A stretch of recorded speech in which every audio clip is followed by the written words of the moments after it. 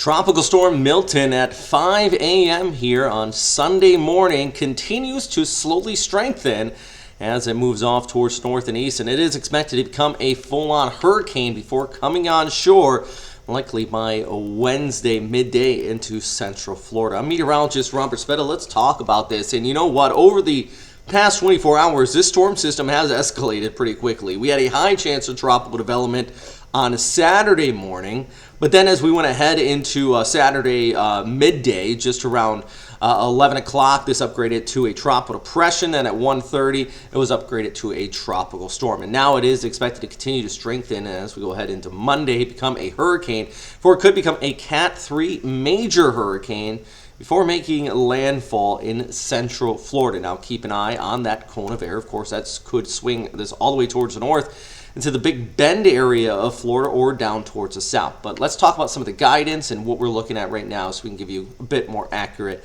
of a forecast here. The key thing, though, winds are going to be really actually gusting, especially on the East Coast, well ahead of this. Do want to note that. We have a nor'easter set up. I'll talk more about that in a minute. But also, Joel's initial arrival of tropical storm strength winds could be taking place as early as Wednesday morning for the West Coast, meaning that if you have any storm preps or anything like that, Monday, probably the best time to do it, albeit for a lot of these areas it already is raining due to this front out ahead of it. But that's when you're going to see those highs of the wind starting to arrive midday on Wednesday. Sea surface temperatures across the Gulf are warm too. We're into the mid to high 80s where the storm is forming. The warmer the temperature, even by just 1 or 2 degrees, means that it's all that much more fuel for the fire for this to intensify. The analogy I like to use is basically imagine somebody standing next to a fire and pouring gas on it. That is those sea surface temperatures out here in those mid to high 80s.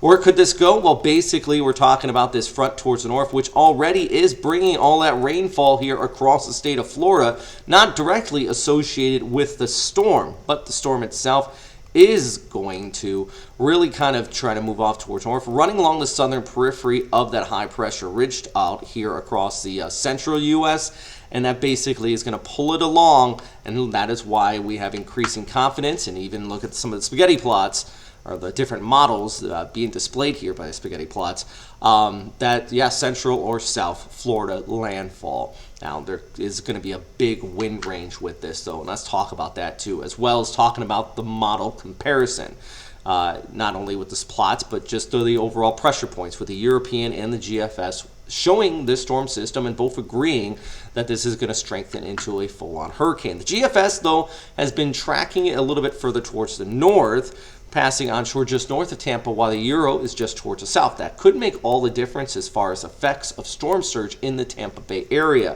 For now, though, I would definitely, even if it does track just further towards the south, there probably is going to be water pushed up ahead of this. So if you are in Tampa or anywhere along the east coast of the Gulf of Mexico, there is likely going to be some water level rise here. And it could be a significant, dangerous storm surge for those right in the right front quadrant. That could include from Tampa down there towards the south, but if this edges towards the north, as the GFS model is showing here, that is going to carry those surges further north. Also, I do want to mention, there's a lot going on outside of this pure center of circulation.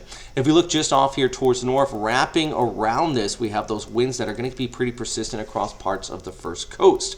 And that even heads through Tuesday and heading to Wednesday morning, where during high tide, I think we're going to have this consistent nor'easter setup, which is going to bring that water up the St. Johns River, backing it up, and we're going to be looking at that threat of some low-lying tidal flooding, coastal flooding, even across the East Coast. So places like low-lying St. Augustine, parts of the St. Johns River, San Marco, Riverside, water levels are going to be pushed up ahead of the storm, and then continuing even heading through Wednesday and into Thursday. Now, if this tracks a little further towards north, that could put the Jacksonville and First Coast area in some of those higher winds too, which a lot of trees are already weakened following Hurricane Helene. So we could be looking at additional power outages. The ECMWF model, this is our model from the supercomputer based out in Europe, does pull this a little bit further towards the south. We still have that nor'easter set up towards the north here across parts of the First Coast, but this would be better news for the Tampa area in general,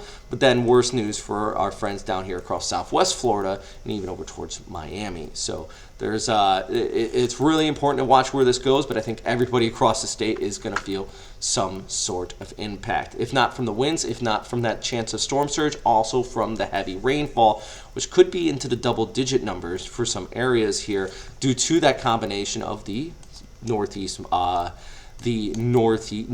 that we're going to be seeing out here. Also, the storm itself coming in like that, it's just going to be a 1-2 punch. So there is a lot of impacts here to be had, specifically on the first coast. So strong northeast winds could gust up to 60 miles per hour.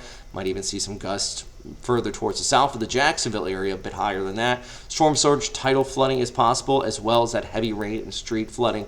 There's just a variety of impacts in the forecast here, even though you may not see that center of circulation pass directly over your area. And I also mentioned this specifically for the first coast, minor flooding into the St. Johns River during high tides leading up through midweek. Those trees that have already weakened ahead, thanks to Helene, still could be susceptible to additional damage in falling tree limbs.